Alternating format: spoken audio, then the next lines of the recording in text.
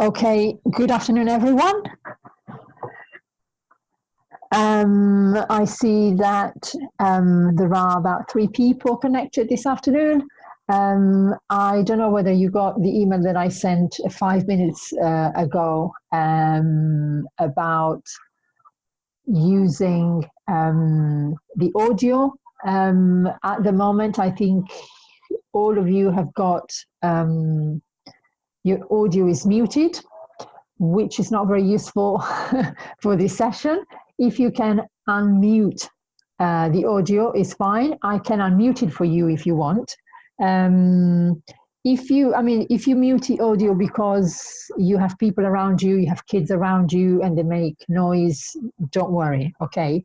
But I think it's important for today that we are able to speak to each other and that we can hear each other, okay? So I will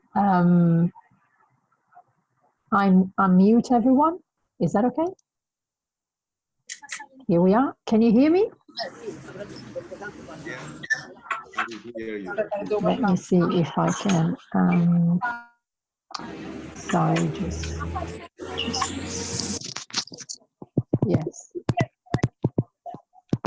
Okay, I can't. Okay, I can't hear anyone.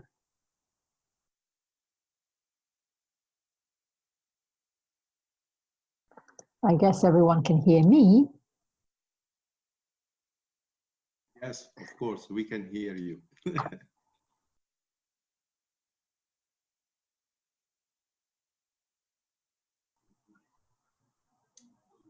Yes. Can you hear me? Yes. Yes, I can hear Emanuele. Very good. I know it's Emanuele because it's the only boy. Yes. Okay, very good, very good, very good, very good. Fantastic. Can you hear each other? I hope so. Yeah. Yeah. I hear Paula.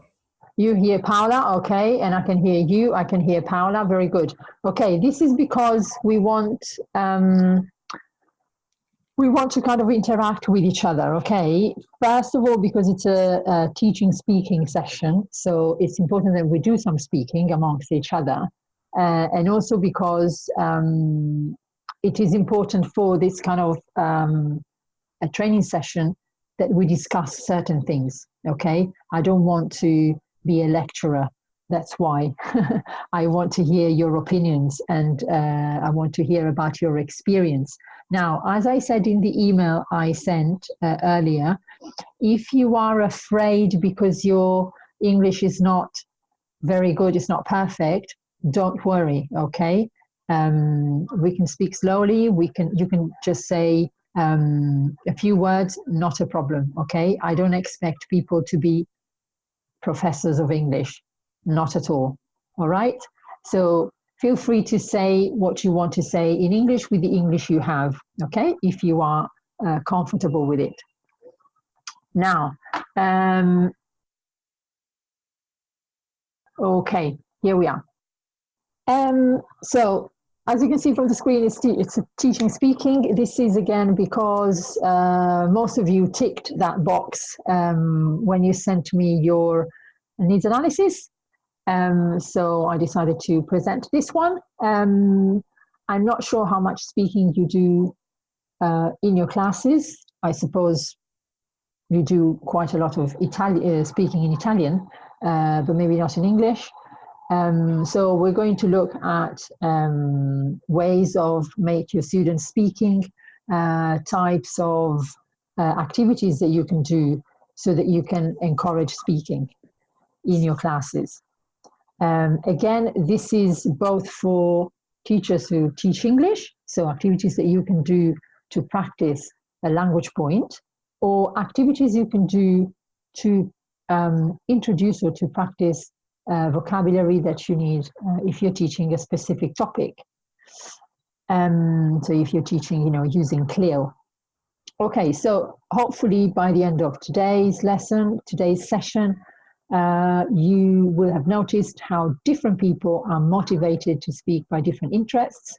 So of course, we speak because we're interested in different things and because we want to speak about certain things, but we might not talk because we are not interested in what we are asked to talk about. So we'll have reflected on the range of speaking opportunities available to students during a lesson and how these opportunities can be exploited usefully by the teacher. And we'll have learned about a range of useful speaking activities that your students can use in their lessons and identify such activities in both textbook and teacher-generated materials. Okay, so the course books or the books you use in class and the material that you produce. I don't think we'll have time to do the last bit, which is designing a speaking activity. But if that is something that you are interested in, we can certainly do that tomorrow if you want. Or we can schedule a session in which we design activities, okay? So we look at the practical aspects of teaching. All right, very good. Now, coming back here. Good. So that's why I wanted to be able to hear you, okay, and to be able to speak to you. It's because what you need to do now in a minute or so is to look at this page and say what gets you speaking. You personally, okay, so about yourself. So you have a list of 6 topics.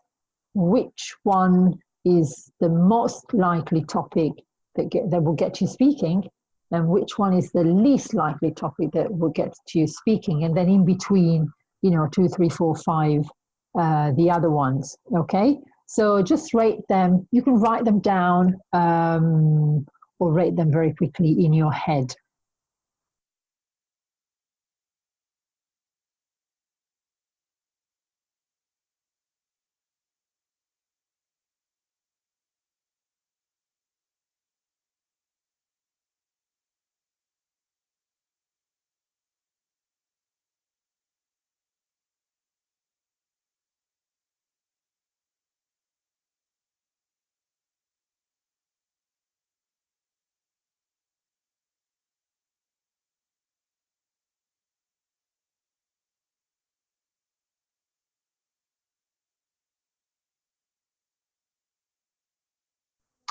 All right.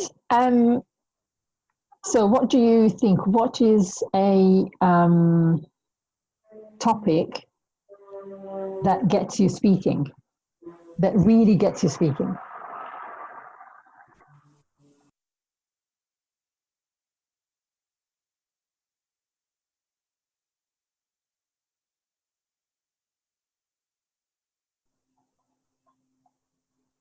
Anyone, any ideas? For example, I suggest one topic. You can suggest it. You can suggest a topic, or you can choose a topic from the list. Do you see the list? The list that I sent you by mail. No, the list that of the slide we have on the screen. The screen. Could you show me the Can screen you again? see? Can you see? Ah, you cannot see it. Okay, very good. Can you see it now? Or now? Can you see it now? In this now, yes, I see. You can see this one. Okay, sorry. I thought you could see it. Okay, so this is the list of topics that I put to make you think about it. Okay, so Emanuele says the first one is what gets you speaking. Just because now people is speaking about environmental sustainability regarding the policy around the different government. I see. Okay, so that's something that will get you speaking. Okay, Emanuele, given that you are talking, which one of these topics would not get you speaking at all? From my side, Yes. Discussion of gossip surrounding a mutual friend, because I don't like to speak gossip. Okay, that's fine. You don't like gossiping. That's fine. Okay. Anyone else who wants to contribute? What is something that gets you speaking, and what is something that doesn't really get you speaking?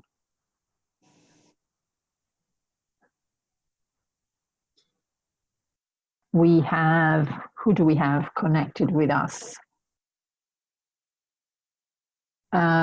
We have Francesca, we have Paola, and we have Emilia.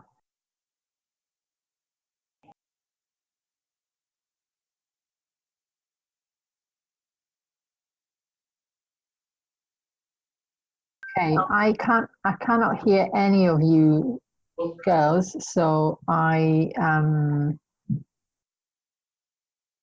yes, I have to continue without you.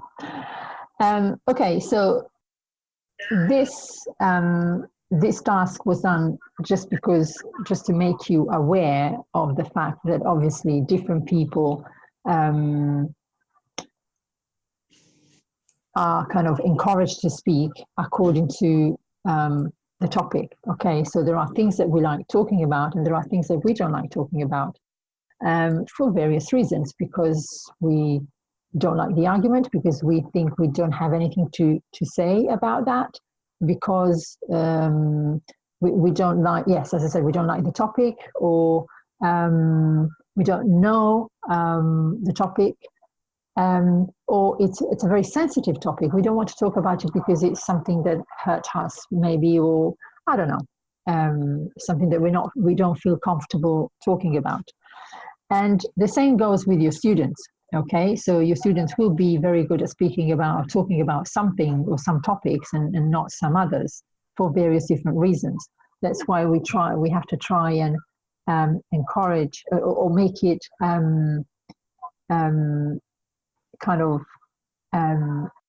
meaningful to the students, to them, so that they can participate. Okay. Normally, I think, I mean, you know better than me, your students. So I suppose that a political debate, although, you know, it might be very appealing to maybe people that are more kind of adults, it might not be good for teenagers. But then again, you know, it depends on the political debate. You can make it so that it is a political debate addressed to their needs, or to their worries as you know, as teenagers. So you can, you know, kind of plan the lesson in that way, and create a class in which there is a debate. Okay, and they debate the topics that they want to talk about, or, you know, hot topics like, I don't know, you know, online friendships, things like that. You know your students better than I do. So that's something that you could do. Gossiping, given that, okay, so Emanuele said something about, you know, it. Gossiping might not be good, especially in a big class of people that know each other very well, because that's something that they might do, you know, outside of class, and you don't want to create a problem there. But what you can do with gossiping, you can make it up. Okay, so you can create situations, you know, fake situations. You can write them down, or you can tell them a story that is fake and say, this is what's going on, and they gossip about it. Okay, so you can teach them the language for gossiping, for example, or the way you gossip, which is good, you know, and they gossip about something that is not real. Anyway, going back to, going back to us. Now, so we didn't really talk to each other a lot, because I think some people still are muted, and you know, I can't hear them, and I don't know whether you can hear each other. But anyway, when you talk about something, you very often use this functional language. Okay, so you give opinions, and you state your personal preferences. So the actual language that you use to give opinions is, you know, I really like, I'm not keen on, I'm really into something, okay? Now, if you're a teacher of English, this functional language will be presented in a unit or in many units, and so you can focus on that language when you do your speaking activity. So what you do, you monitor your students and you monitor the fact that they are using these expressions. That's it, nothing else, okay? Don't worry about the vocabulary, don't worry about the grammar. Your focus in a speaking class when you are, you know, expressing your opinions is to check that your students are using this functional language, okay? You state your personal preferences, so you say, you know, actually, I never go to the cinema because I watch films online. Or, I don't know, it depends, you know, do you like this? It depends. It depends on whether, you know, I'm in the mood or not. So these are, you know, the ones that I've listed at the bottom of this slide are kind of common expressions that we use when we're stating our preferences or we're giving opinions. Okay, so that's something that your students should be using when they're talking.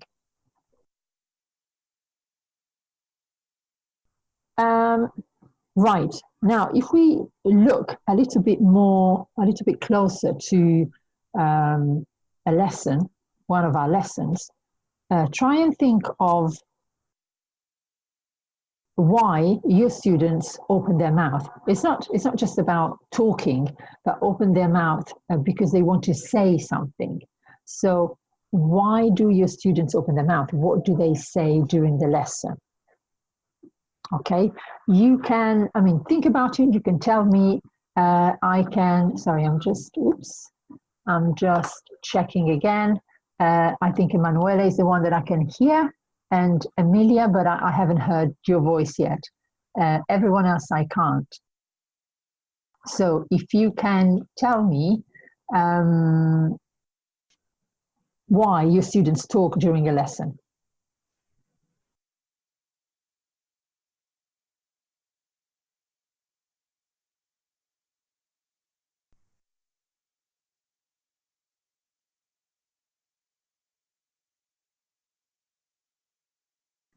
Yes, is there anyone there?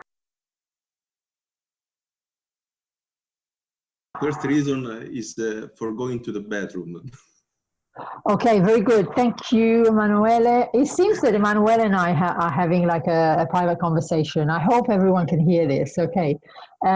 Yes. Okay. So one of the reasons why your students open their mouth is like, can I go to the toilet? Yes. Yeah. And it's normally like one after the other, right? And you know that they're going one for taking snacks. For taking snacks. Okay. Yes. The test is just to have some clarification about the topic that we are discussing during the lesson. Okay, yeah. Fine. Very good. And anything else? I mean, when you are during the lesson, okay, so they ask you questions and so on. In your lessons, do you make the students speak, talk about something that you are teaching or not? Do you have kind of debates or short speaking activities? You do. After the lecture, I always try to understand the feedback of the student or if they have understood everything that I discussed during the lecture. I understand. Okay, very good. So yes. To stimulate the discussion. Yes, absolutely. I know, just to giving the solution and waiting the student that propose me some solution regarding the problems. Problem Absolutely. solving. Yeah. Absolute problem solving. Yeah, that's fine. Do you also have, do you also kind of encourage your students to talk to each other? No, not to talk to each other. Yes, okay, to say things, but to discuss the Yes, things that you're I encourage presenting. the debate between them. Okay, brilliant. Okay, in the groups and so on.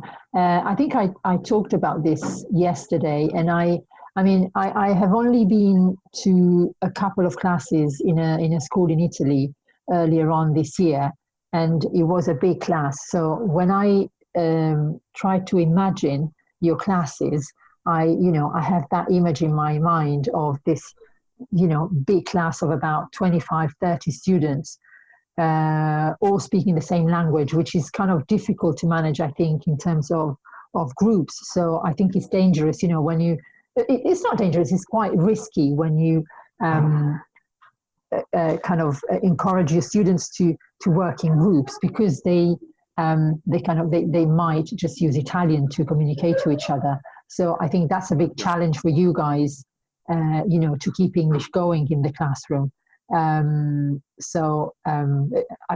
That is something that requires skill, which is good. But yes, but that's something that needs to be encouraged. Okay. So just analyzing the things that Emanuele has just said. Okay, so there are different reasons why your students speak. The first one, it's not necessarily the first one, but it's one of the reasons. It's practical speaking. Okay, so Manuela was saying, yes, can I go to the toilet? Or can I get a snack and so on? Okay, or I'm bored. I'm bored today. Teacher, boring. I don't want to listen. Okay, so practical speaking. Another reason could be feedback to the teacher, as you were saying earlier. You ask them a question and they give you an answer, or you're trying to reason with them. Number 3 is meta language. Okay, this is something that you will kind of see more in an English language lesson. Okay, so when students ask you, do we say it like this or do we say it like this? Do we do a mistake or make a mistake? So they're using meta language in there. It might also happen, I suppose. I mean, Emanuele, who is the only one I can kind of hear, you teach food science, don't you? I think. So I suppose it will happen in your class as well. If they ask you about a specific jargon, or specific words that you use for food science, and they say, teacher, do we say this or do we say this? Okay, so in that way they're using meta language. Okay, number 4, pair comparison. Okay, so this is what I was talking about earlier, and it's the risky activity that you can have in class, which is when the students work together. Now, if you have them working in pairs, it's probably easier to monitor. I'm not sure. It depends on the number of students.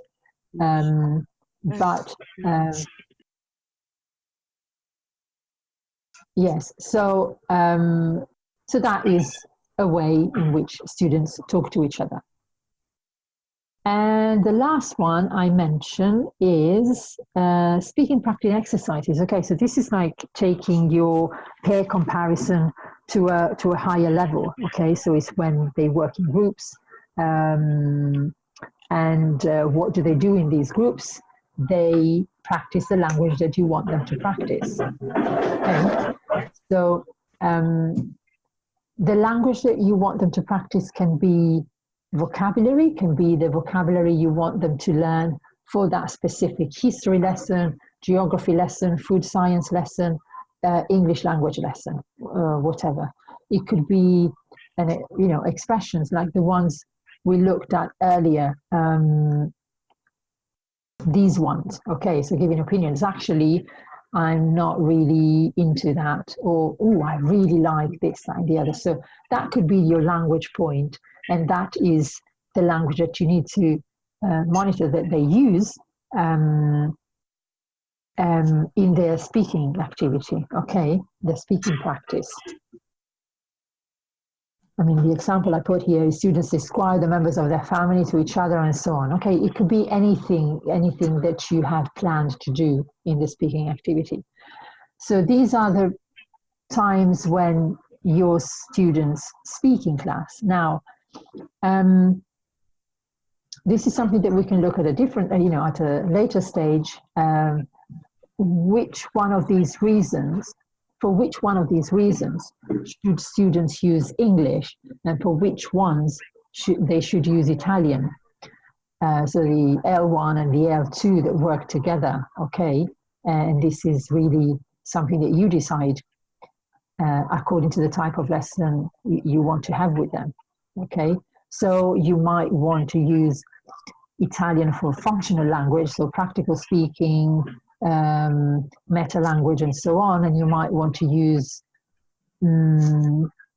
English for the actual speaking practice and maybe the feedback. I'm not sure. It all depends on the type of lesson you want to have. Okay, so some speaking activity types that we can use in class that you most probably have already used or not, and that you would like to use. So the one that you probably look at first is personalization, which is written in red and is right at the center of the mind map. Personalization, so as I said at the beginning, you have to make it meaningful to the students.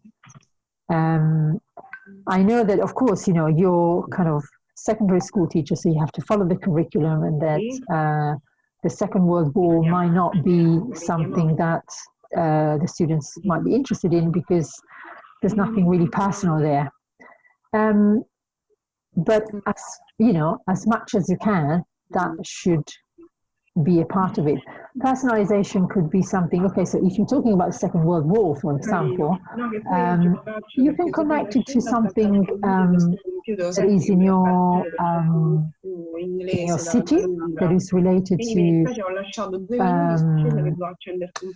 to your lesson, okay? So you can go and visit something like that.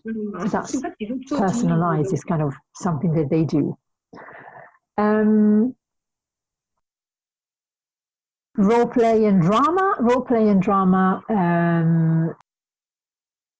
Well, I mean, it's something that is kind of, it depends. It depends on the time you have to prepare it, the time you have to carry out a lesson like that. So it's very interesting. I think students enjoy that type of activity. For that thing, you have to have some kind of script available that the students can use.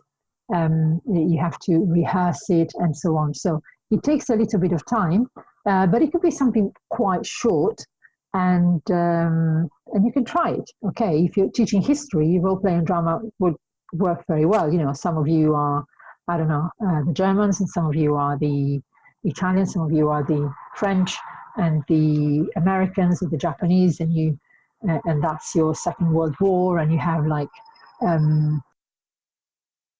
expressions that everyone says and so on. Okay, so you recreate the conflict in a way, in that way. Class surveys and questionnaires. This is something that you can definitely do, especially if you work in a big school, because students can be guided, and taken around the school. They can interview other students, they can interview the staff at the school, they can interview, their teachers and so on. They can interview the parents at parents' evenings. That's a good job for them to do. Okay, so they use the language and they use it repeatedly. Okay, so they use it many times so it sticks in their mind. It could be something that you do in the school, it could be something you do in class. So they interview each other, they ask and answer questions to each other. Information gap. Information gap is a bit like what we looked at yesterday. If you remember, there was a reading activity called jigsaw reading. And that is the information gap, basically. The way it works is that you have two separate texts. They are the same text. And in one of, say, for a group of your students, you delete some information, and that will be your group A. And for group B, you will delete another type of information. So then you pair up A and B, and A and B have to find out the missing information in their text. Okay, so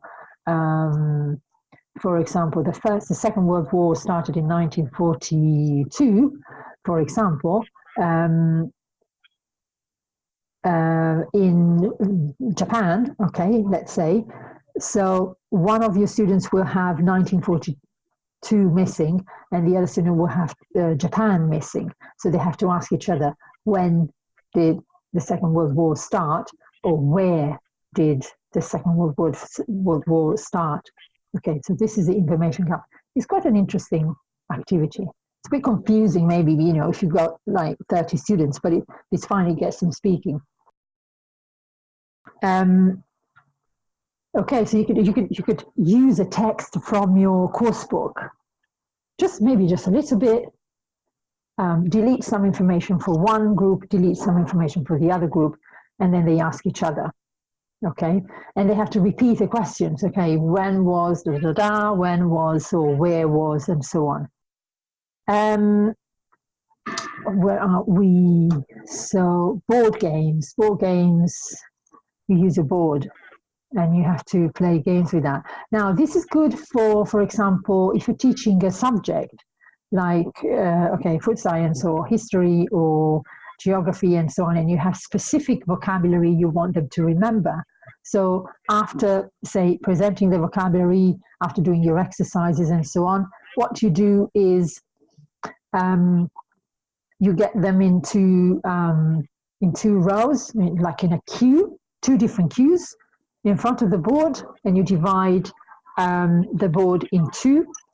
So one team uses one side of the board, one team uses the other side of the board, and they have to quickly write down as many words as they remember from the lesson you have just taught, or from yesterday's lesson, or from last week's lesson about, I don't know, flowers, about I don't know, meat, whatever, I don't know, history.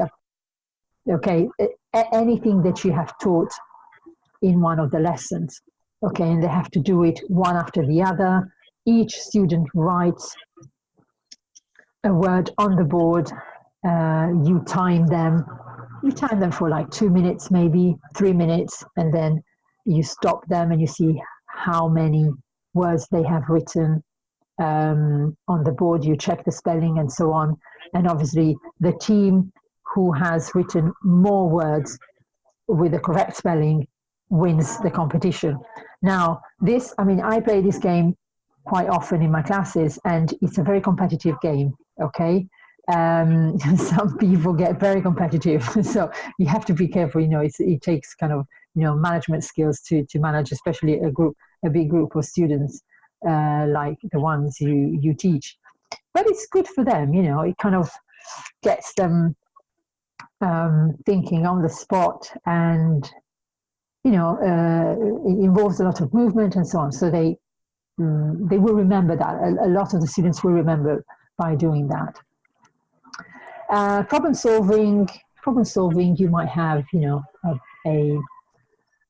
a situation that you present. You can type it, you can write it on a piece of paper, and you have different situations in which the students have to sit down in a group, 3-4 people, and solve the problem in that situation you've just given out.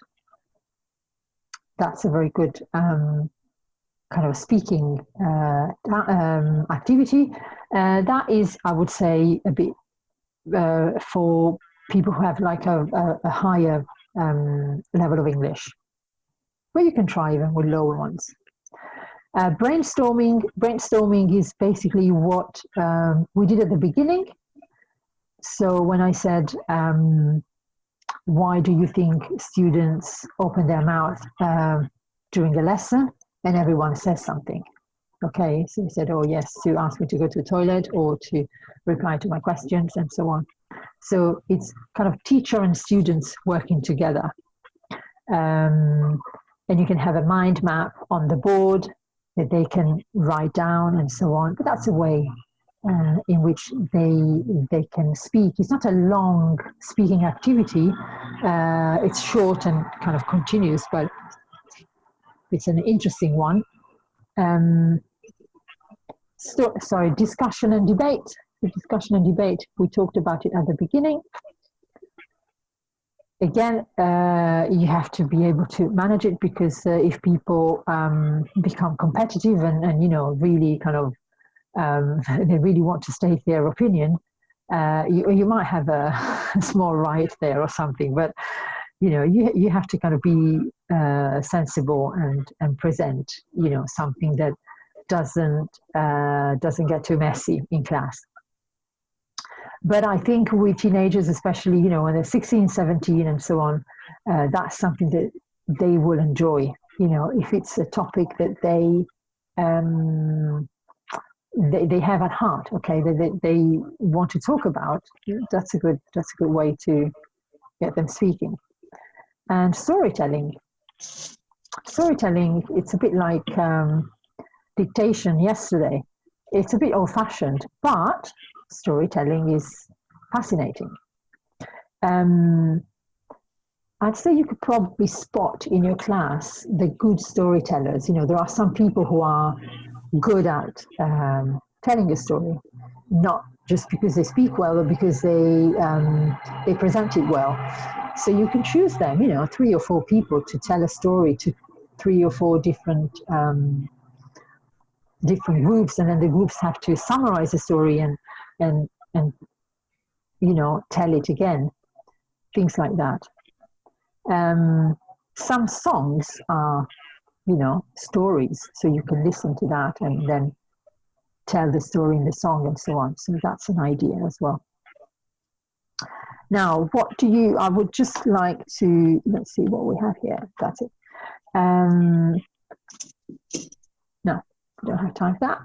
Yes, okay, so I just wanted to understand whether you have any other ideas, and also whether any of these, have you tried any of these activities, speaking activities in your classes? Did you have a problem? Do you think there might be a problem with some of them? You know, a little bit about your experience, if you want to talk. Sorry, I have muted some people. Sorry, I can unmute everyone. Can I ask a clarification? You can. Which is the difference between survey and questionnaire? It's my fault, I know, but I don't know the difference. Why is it your fault? The difference between surveys and questionnaire. Yeah, it's not your fault. Okay, don't worry. It's just that, you know, there is a difference. There's a minor difference. A questionnaire is kind of simpler than a survey. A questionnaire is just you ask some questions to, let's say, it's a class questionnaire. Okay, so let's find out how many people have read War and Peace, for example. Okay, so you ask everyone, have you read War and Peace? Yes, no, why, and so on. Okay, you can have 2, 3, 5, 10 questions, but they are not they're not necessarily related. Okay, and they're kind of, you know, that's the end of the activity. A survey is different in the sense that there is like something else you have to do at the end. You have to kind of calculate the percentage of people who have read War and Peace, the percentage of people that have not read War and Peace. What is the result? What do we do about it? Okay, so normally have a survey if there is a problem. Okay, so the government will have a survey if there's a problem with, I don't know, transportation, like they do here in London, for example. The Transport for London every now and then sends out,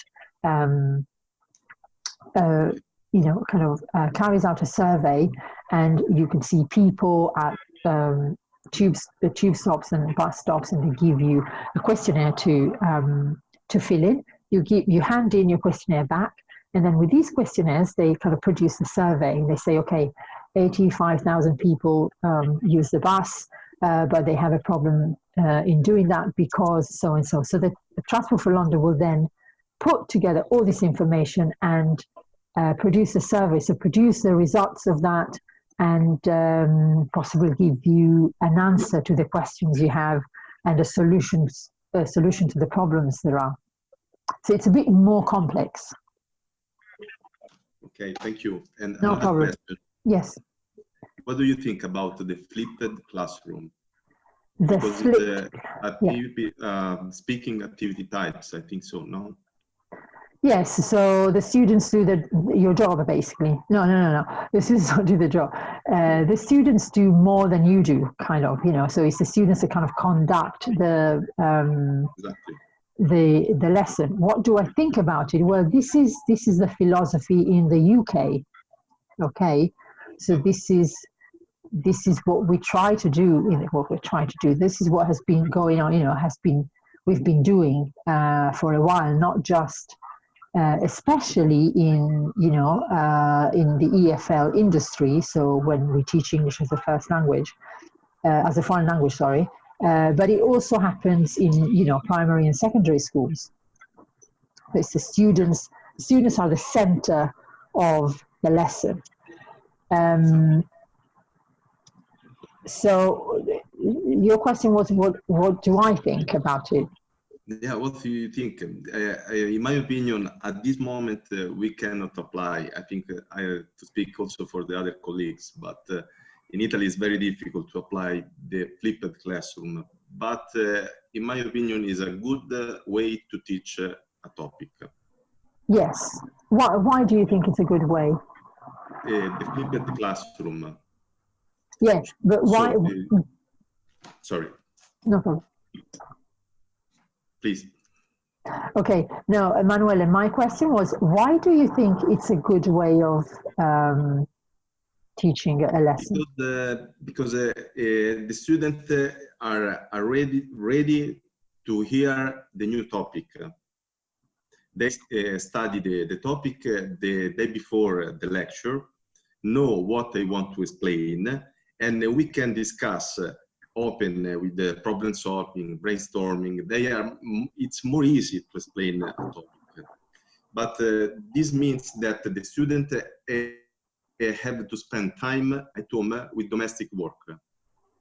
And at this time in Italy, this is not possible for us. Because students don't want to study or have a difficult to apply for the study, especially the new topic, because it's not explained. We don't have the mind for this kind of, for this way of lecture. Okay. Both student and teacher. Yes. It's just a question of getting used to it, I think. You just have to start doing it,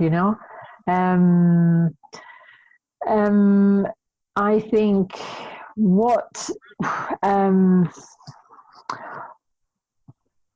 yes, I mean, there must be in your classes, there must be 1, 2, 3, 4, 5 students who do that out of 25. You're right. And our class is generally very empty. We have a lot of students. It's full. We have a lot of students. 25 students is too much for apply flipped classroom. Maybe small class, small student, a small number of students is easy to apply this way of teaching. Yes. I think it's just a question of being to insist, really, to kind of set the example. So if you do it, if you continue doing it, and if you plan your lessons thinking of that, then everyone will join. Not everyone, of course. You will most probably never have 100% participation, because we're talking about people who are, adolescents, and they are becoming adults, so they're not really, moods, changes and so on. So it is difficult, but I think our job as teachers is to guide them. Okay, so to set the example and to guide them. So you have your 4 or 5 students who actually do that. Do it with them, and rely on them to involve the other ones. Yeah. I know it's easy to say. 5 students really motivated, and then I can try to apply. Yeah, it's a question of making your students responsible. Okay, I think if you kind of present this to them, then they will get it eventually. They won't get it now. It's September. You might have something in June. You might. Okay, so you start with 5 now. You might have 10 in June, I don't know. But yes, you make them responsible. You make them see that there is progress. They can learn something. Again, personalization. Okay, you make it meaningful to them. I know that, again, it's not easy because you're teaching a subject, and as I said, some subjects, or most of the subject you teach in a secondary school are not meaningful to most of the teenagers. Make it meaningful in some way, just find that little thing that connects it to their lives and might, encourage them to say, oh, okay, I will prepare for that. You can encourage them to set up groups, study groups that they meet outside the school anyway, or one thing that we are experiencing here is that people don't kind of speak to each other anymore. But they text each other. Fine. So you set up a group study, study group. So to whatever topic on WhatsApp or Instagram or something. You do it online. You know what I mean? Okay, let's prepare for this. 10 minutes, half an hour tomorrow. Okay, you're responsible for that. Okay, Francesca, you contact all these students. Carlo, you contact all these students, and let's see what we can do. Things like that. You can try. Okay. Yeah. But I mean, don't feel too much under pressure for this. I mean, it's not an easy task. Okay. Yeah. Maybe it's better to start with the student, older student. Not with the young. Those that are more responsible as well, but there might be responsible ones when in your younger group of students. It's up, you as a teacher know who you can do it with and who you can't do it with. Yeah. Yeah. Okay. Thank you. No problem. Okay. Listen, it's 10 to 3. I think we kind of run a bit over the time. Good. Okay. So I didn't really, I feel like I had a one-to-one lesson with Emanuele. I hope that everyone kind of was able to get something from this. I would really, really like to have more people speaking tomorrow. I think that tomorrow should be something that we do to do with lesson planning and how to integrate English into your lessons. Okay, if it's okay with you. So when do we use English and when not? How and so on. The interaction you want to have in a lesson between you and the students, or just the students themselves, and so on. If that is okay with you. All right. Okay. Good. I can hear someone else. Okay, so thank you very much for attending the session today again, and I will see you tomorrow. Now, one thing I wanted to ask you was, do you think it would be possible to have the session a bit earlier tomorrow? think about it and email me, okay? It's just because I need to go somewhere else to do an induction. So if it is possible for you to have it earlier, so not at 3 o'clock for you, but maybe at 2 or even before 2 o'clock, please send me an email to say yes or no, yes for this time or not at all, okay? So that I can plan it around that, okay? Thank you very much and enjoy your evening. Bye. Bye. Thank you very much. Bye.